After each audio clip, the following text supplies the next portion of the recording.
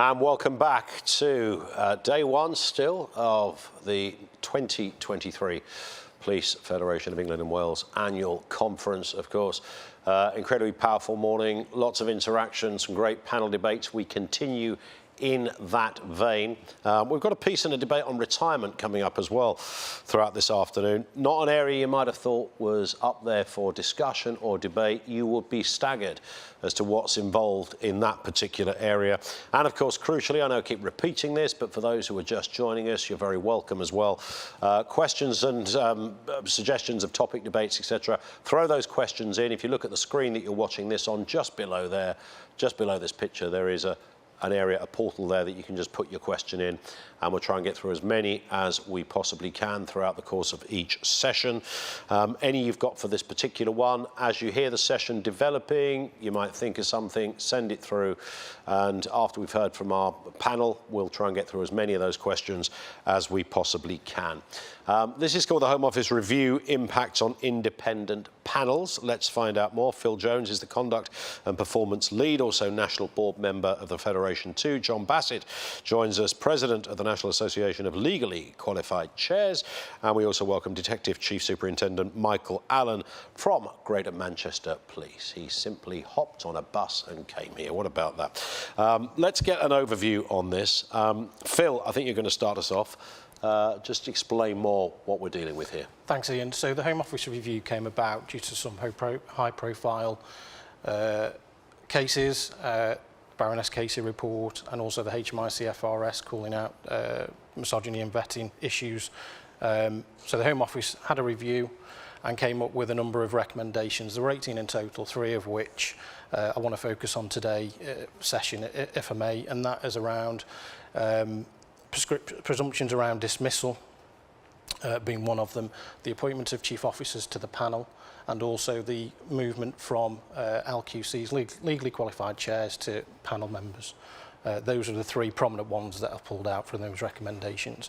I think what sticks in my mind, and having reflected on some of the sessions this morning, is around leadership, cultures and behaviours. And those behaviours and tones are set from the top.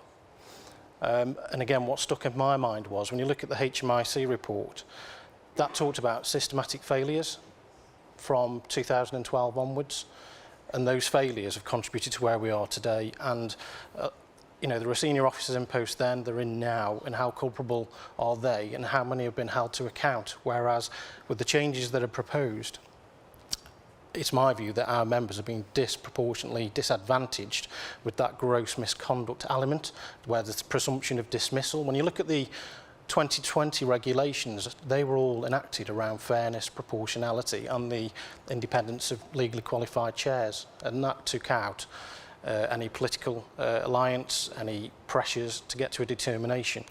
And now what we're saying is we've now got scarcity amongst the rank and file of officers, that, you know, we have 110 officers assaulted every day, but we're now, well, we heard earlier that people are choosing to be assaulted rather than use force, because ultimately they could be then found wanting in a gross misconduct arena, which now, if the Home Office bring in these regulations, you're looking at automatic dismissal, and that can't be right. I know you've got some slides to show us as well, which... Is that right? No. You're not showing some slides? No. Not a problem. Let me put this over then to you, Michael. Yep. Just pick up on the back of what Phil was saying there. I mean, this is obviously an incredibly crucial area. Some of it was alluded to throughout the course of the morning sessions as well. Sure. So if we deal with some of Phil's points, in terms of that automatic dismissal for gross misconduct, the legislation, or the changes to legislation that are intended, are a rebuttable presumption. So there is still scope for somebody to be found on an allegation of gross misconduct, but receive a sanction less than dismissal if there are extenuating or significant mitigating circumstances. So it is only a rebuttable presumption that you can work away from.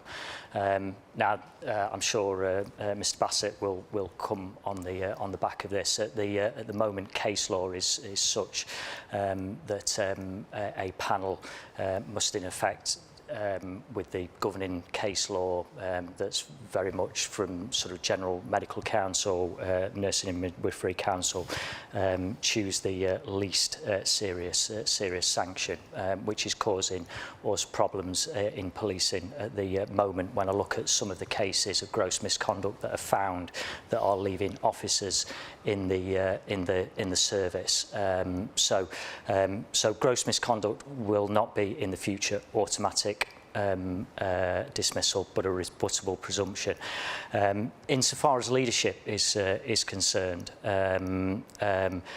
you know, Phil makes a valid point in terms of professional standards directorates across the country. I think will be accused, or it will be said that they go for the low-hanging fruit. Everyone is responsible for high standards of professional behaviour.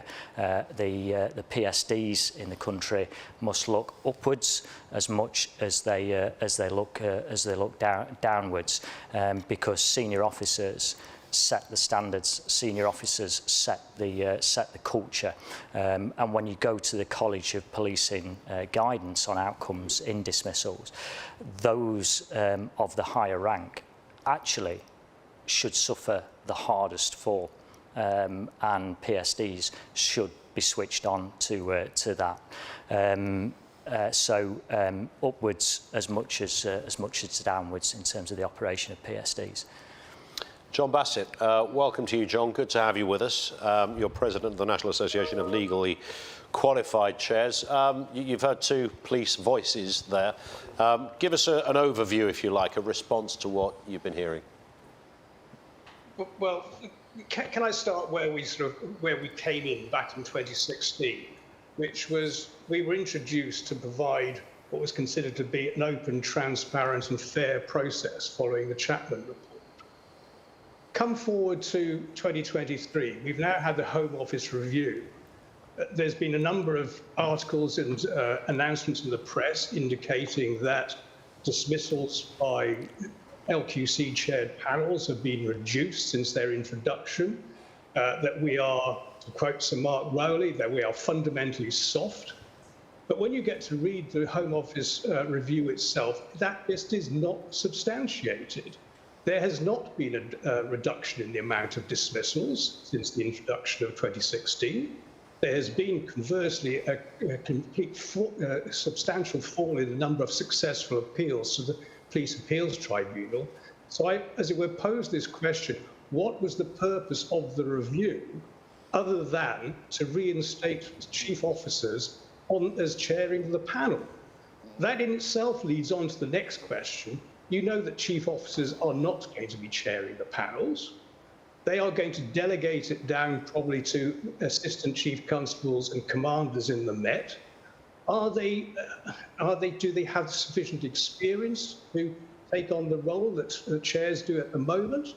Because they're expected to make all the pre-hearing decisions, to write up the reports, to make decisions on matters of law as they go along. And in those circumstances, I pose the question, how is there going to be a fair, open, transparent process? Mike makes the point about that the proposed change that dismissal will be a rebuttable presumption. Well, okay, if that's what you're going to enact, what is it going to be that will rebut that presumption? Because at the moment, it's not just case law from the NMC and also GMC cases. It is set in stone in the College of Policing's own guidance on outcomes that when you find an officer committed gross misconduct, you start at the least serious sanction and work your way up until the most appropriate one.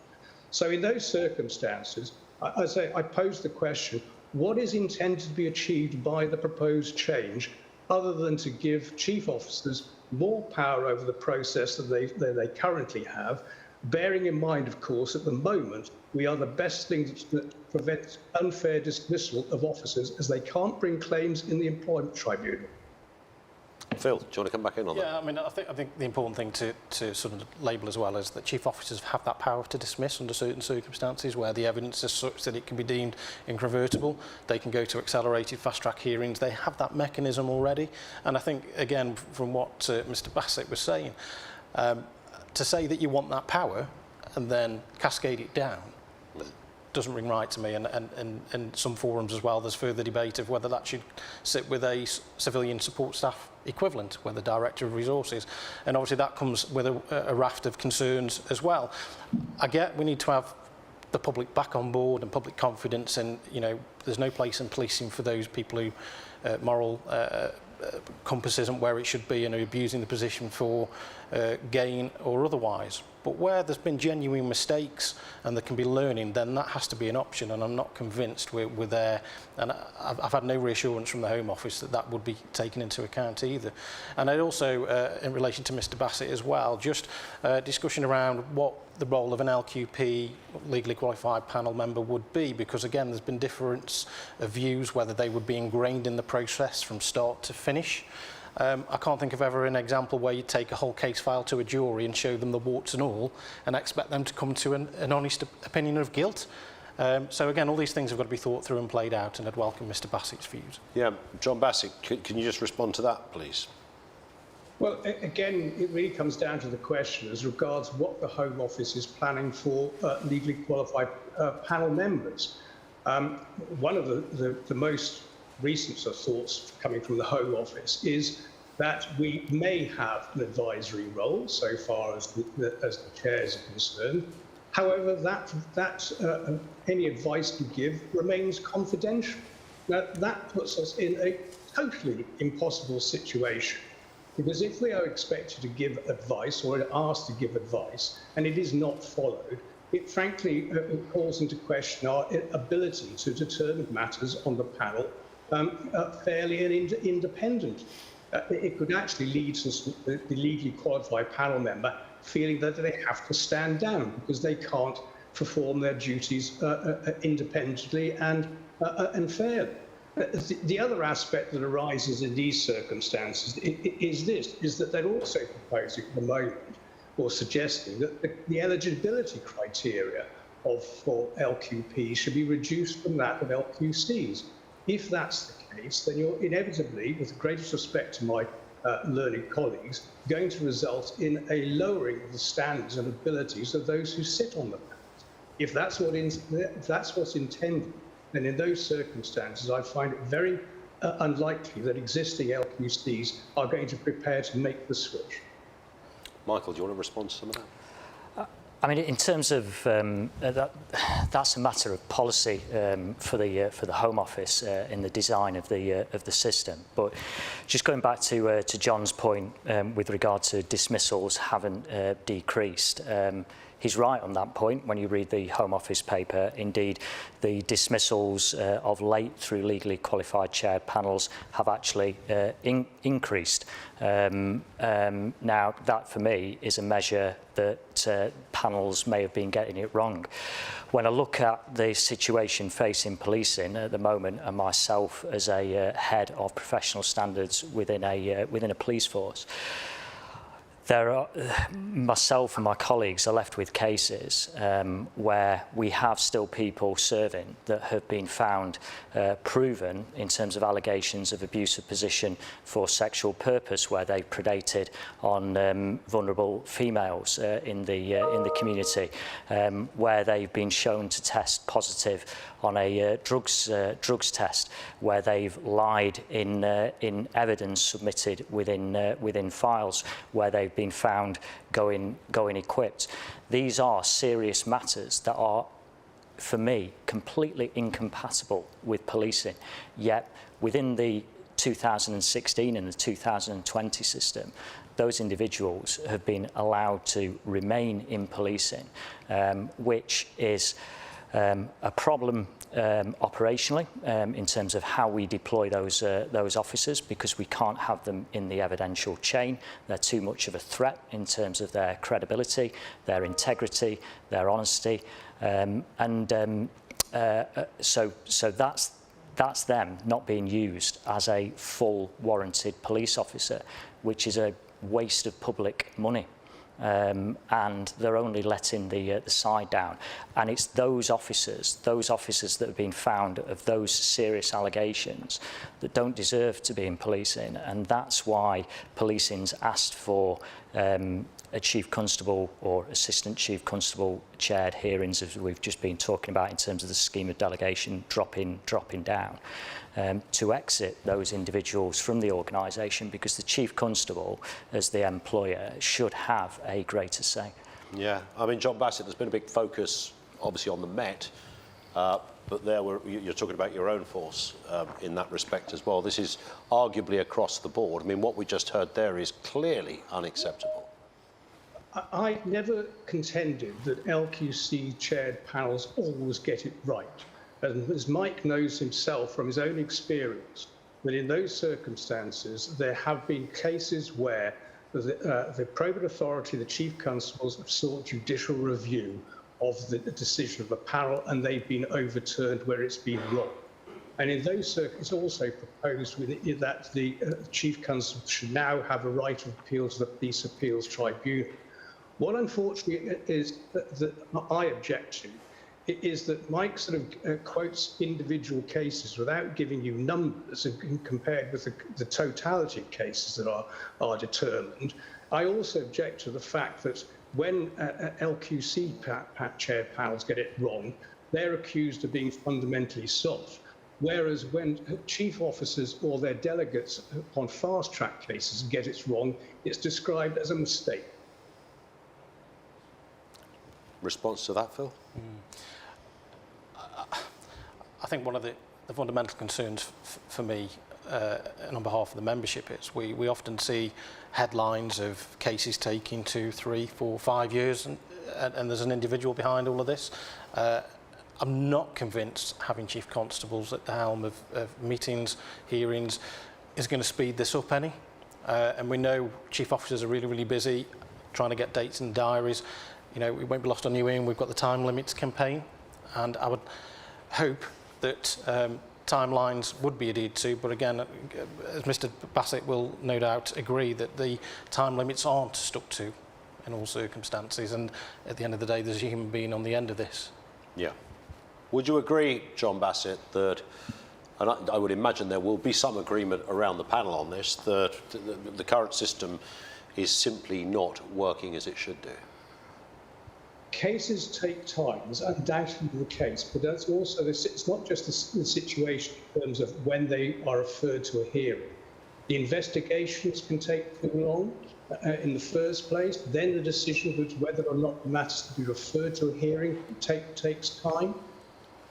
So far as the current system is concerned, there is a set timetable that is meant to be adhered to, and we do adhere to it so far as possible.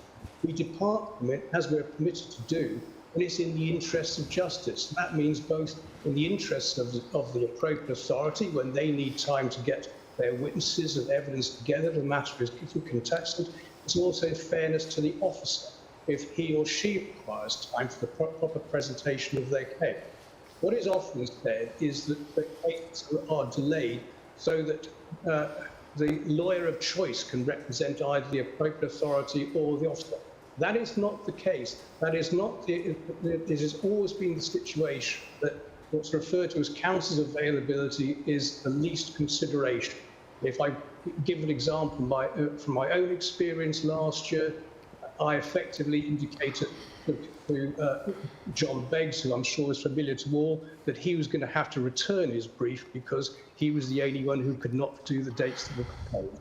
So in those circumstances, we take a robust view in fairness to all parties as well, so far as time is concerned. Let's have a look at some of the questions. We had a lot of questions come in on this particular issue. Here's the first one. Why weren't case studies provided to the Home Office review team? The MPCC has been quick to say that LQCs are less likely to sack officers found on gross misconduct, but don't appear to have backed this up with evidence, Phil. I can only speak from a Police Federation point of view, we did a detailed submission along with the Superintendents Association to the Home Office, and I think it was over a 27-page document with examples and an evidence base as to why we disagreed with some of the proposed recommendations. Michael, I mean, how can both things be right here? In what, sorry? Well, I mean, in the sense that we have, obviously, Mr. Bassett is, you know, has a very different take on this than you do. There's commonality there as well. But there's clearly some grey areas, and there will be also, obviously, most people who are watching this now will be serving police officers. There'll be a lot of journalists watching this as well, particularly this session, with real interest. I mean, what would their takeaway be from hearing some conflicting voices in such a delicate and important area? Yeah.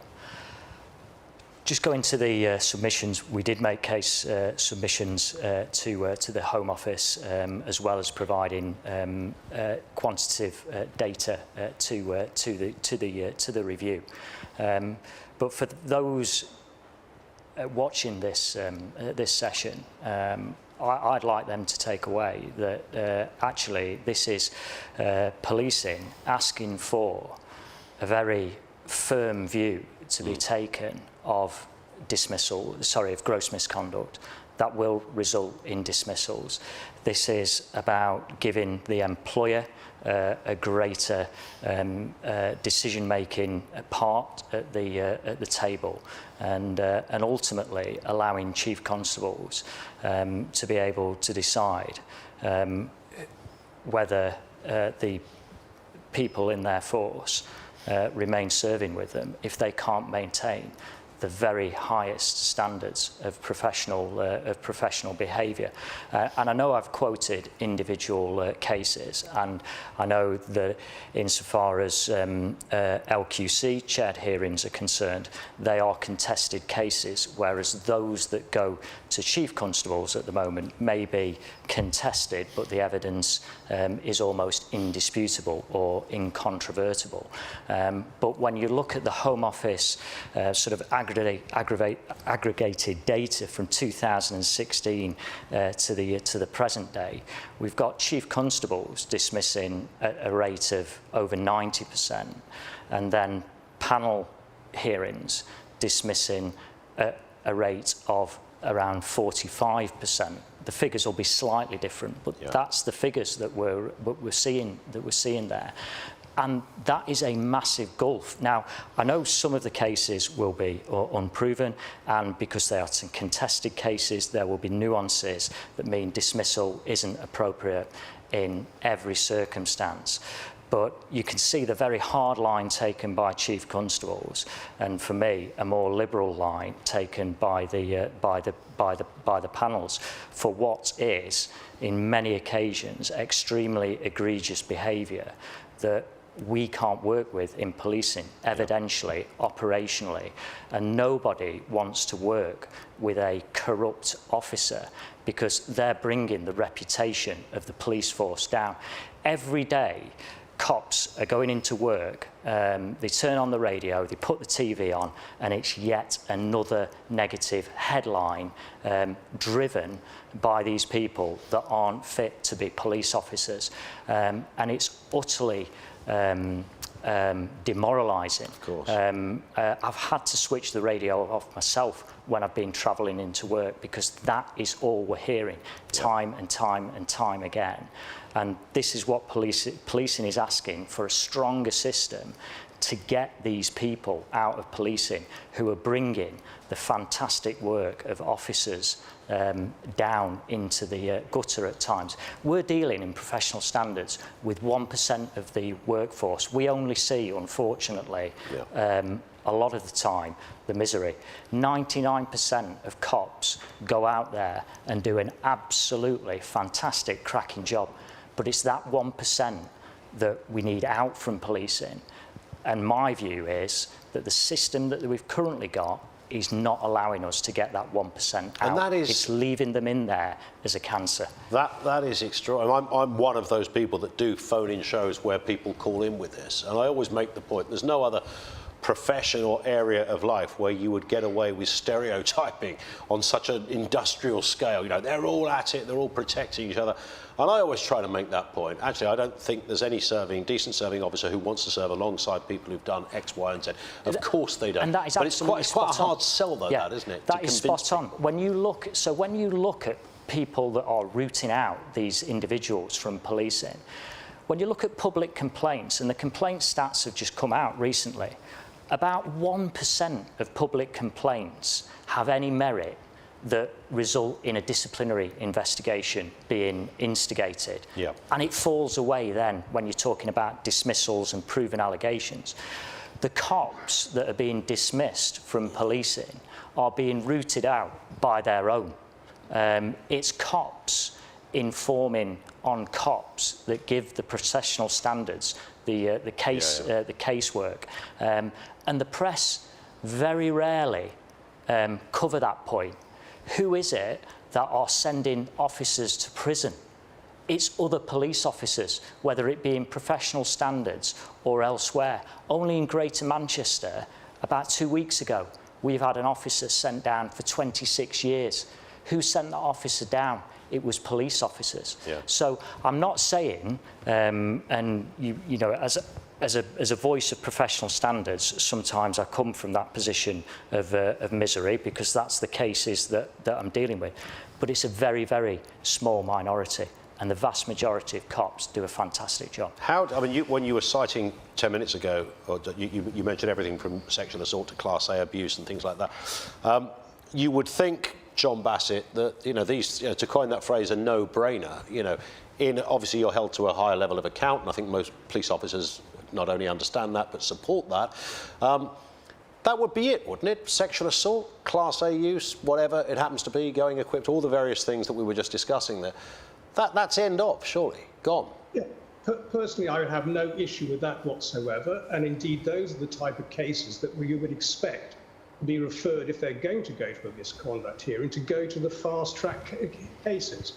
And again, I'm afraid Mike has deliberately or otherwise confused the statistics by trying to compare the rate of dismissals by chief officers at the fast-track cases with those of LQCs. He's going back to the Sherman report, which barely got a look in the Home Office review, albeit it was relied upon heavily by chief officers in their submissions. So I come back to this process. I entirely agree. Police officers have a dreadfully hard job. I realise that it's police officers who investigate crimes and allegations, but Mike is not dealing with referring to cases that have been before misconduct hearings. Cousins, Carrick and everyone did not go before misconduct hearings. And I asked Mike whether the officer he's just referred to has been sent down for over 20 years. Did he appear before a misconduct hearing chaired by an LQC or not? Mike? So that particular case is still a live issue, so I'm not going to go into that any deeper at this time. But when I say about cops investigating criminal offences, the Professional Standards Directorate is full of cops dealing with gross misconduct. So, police officers do deal and do root out people through the regulated system. But in relation to, your comments of sexual assault, Class A drugs use, yep, like John, I'm sure will agree, it is an absolute red inker. Putting the lens on professional standards, there's a responsibility for appropriate authorities, so senior decision makers within policing, to get the game right as well. Make sure we're sending the right cases to gross misconduct hearings. Make sure we're sending the right case to meetings where dismissal isn't an option. So, there is a responsibility on professional standards to get their game on point as well. Here's another question. What mitigation and risk assessments are forces being asked to put in place when an officer is notified that they are under review?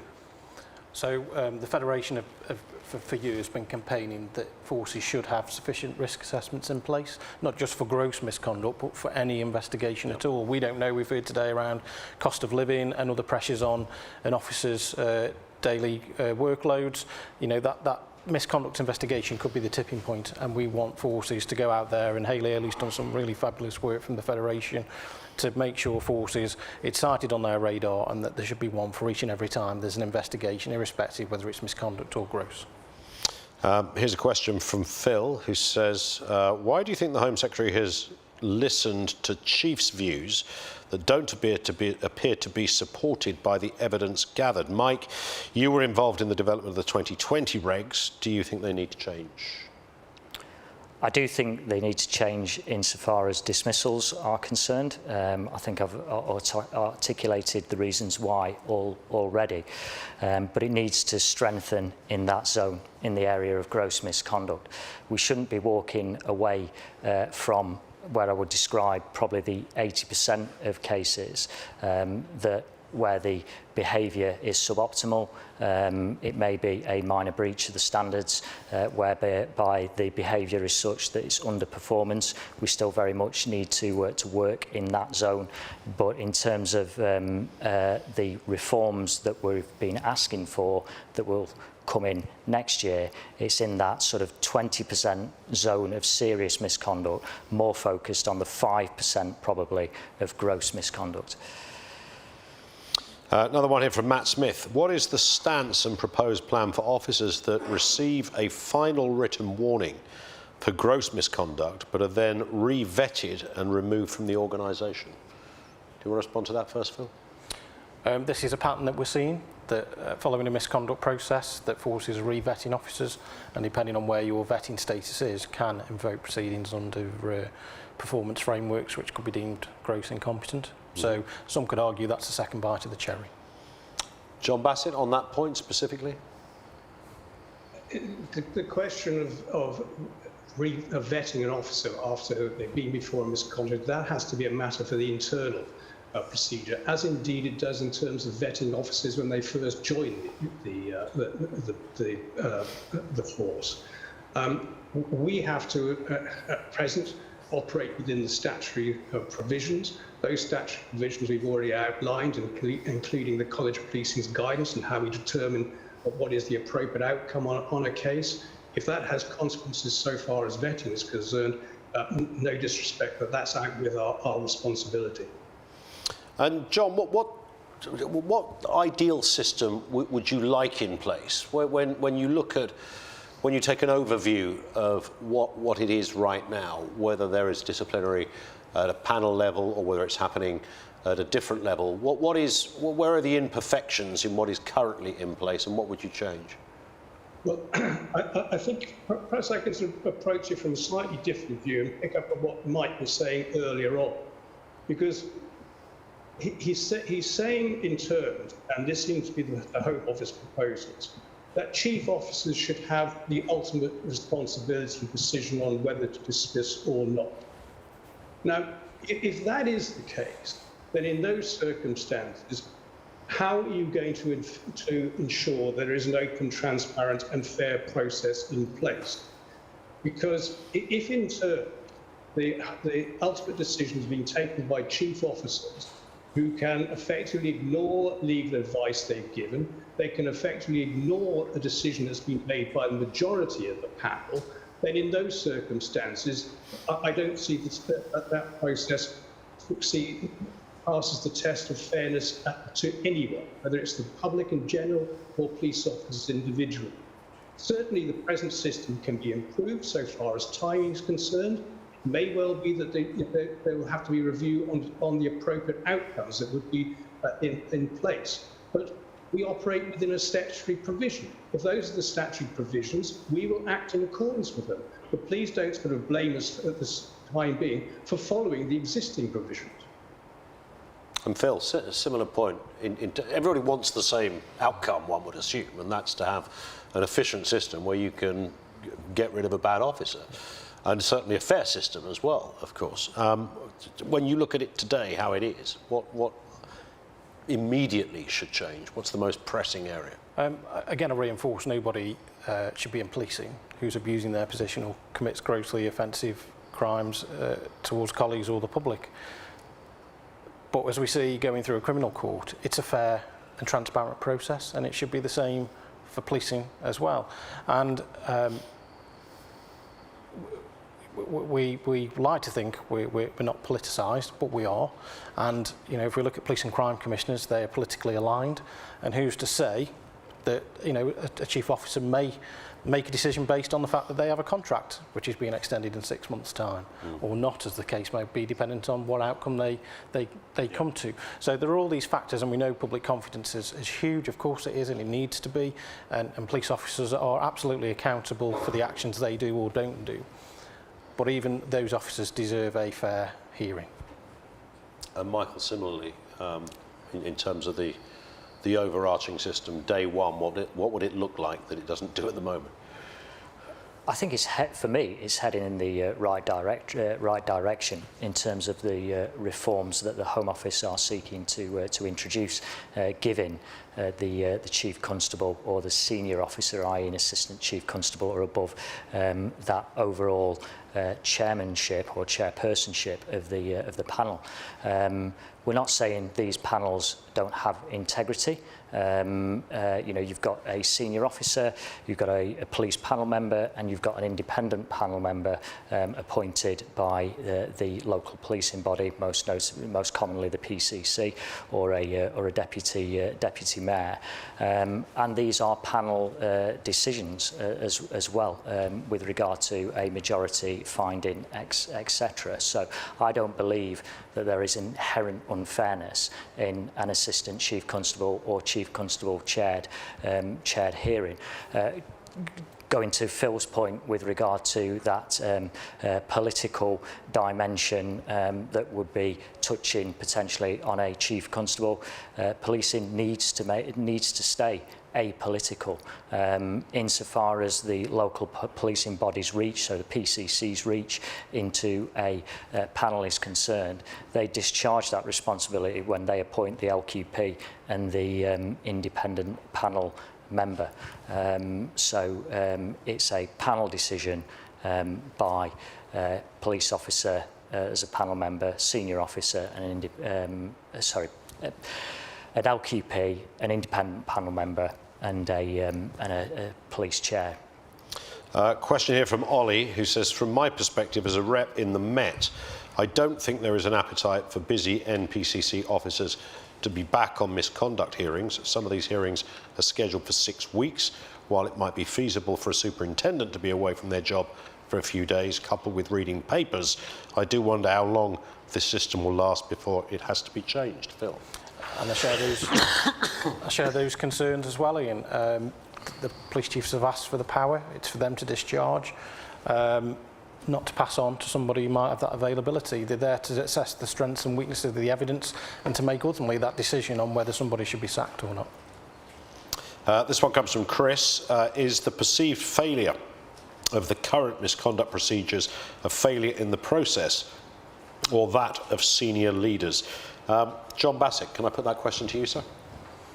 Well, I think the point has already been made by Phil in those that the number of the senior officers have been calling for the reforms and to have effectively the final say on dismissal.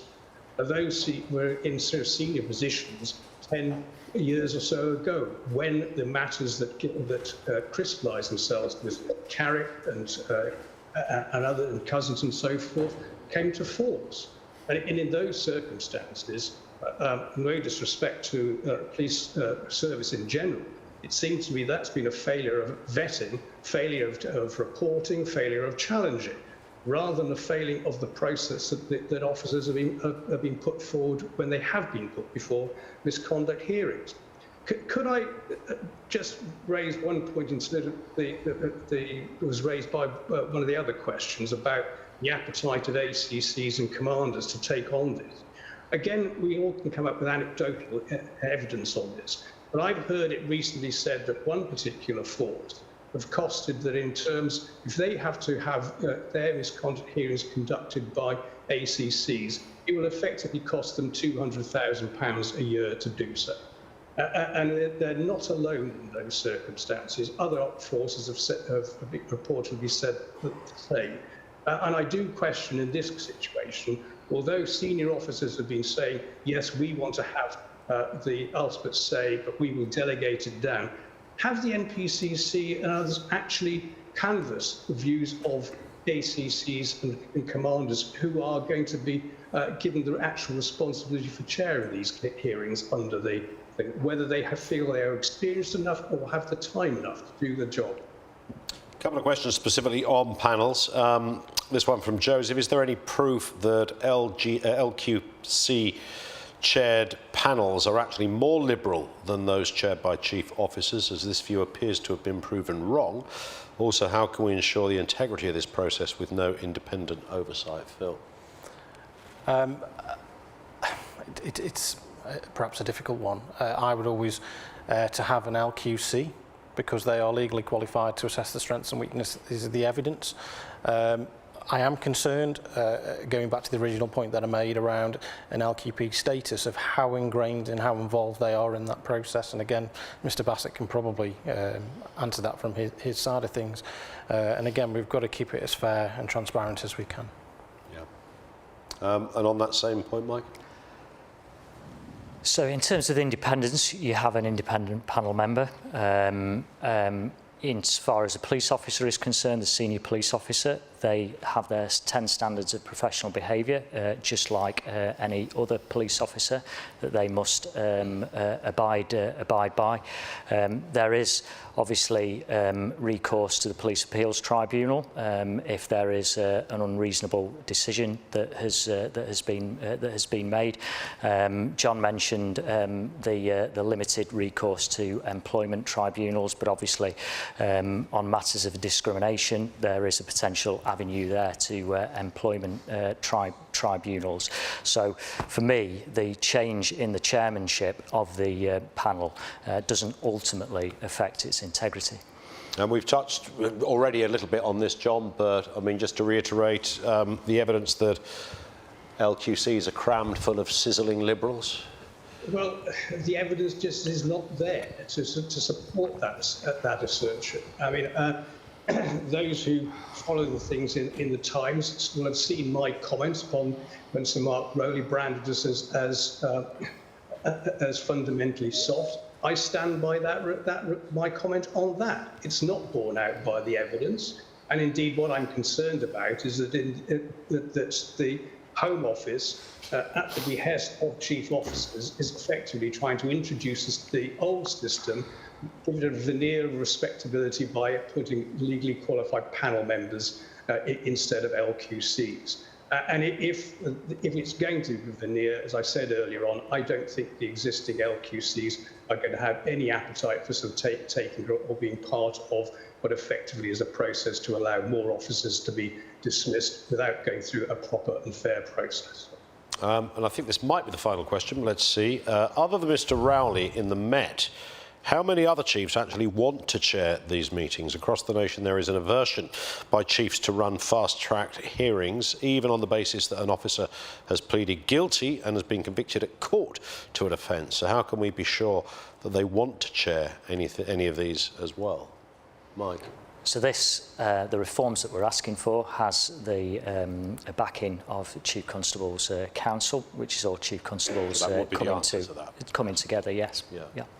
In terms of, I mean, Mr. Rowley does not sit as a solo voice on this one, then, Phil. The fact that chief officers are asking for delegation down kind of speaks volumes to me, that they don't want this and they want to pass it down the chain to assistant chief constables or indeed superintendents.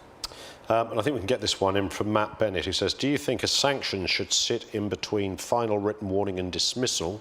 The gap between the two seems vast to me. John Bassett, can you make a comment on that for us? Well, there is reduction in rank, but of course, reduction in rank isn't available when you're dealing with constables. Yeah.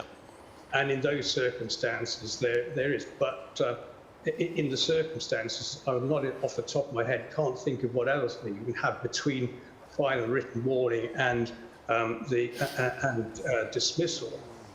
But again, under the existing system, I do remind people that you could actually imposed the final written warning for a period of up to 5 years. So that is an awful long time.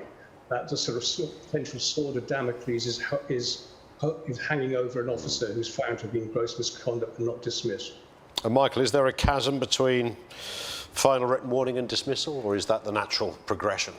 John makes a really valid point. To have a final written warning hanging over your head for 5 years is a game changer, and it is that sword of Damocles, whereby if you just committed misconduct within that 5-year period, then you're facing dismissal territory again. So I can accept that there does seem a chasm. I can't think of what could fill it, to be honest, other than, as John's quite rightly said, that 5-year extension is a good tool.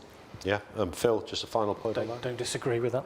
Yeah, simple as that. Listen, gentlemen, thank you very much indeed for your time. We're grateful for John Bassett's time, President of the National Association of Legally Qualified Chairs. Phil Jones as well, thank you to Phil, and Detective Chief Superintendent Michael Allen. Michael, thank you to you as well.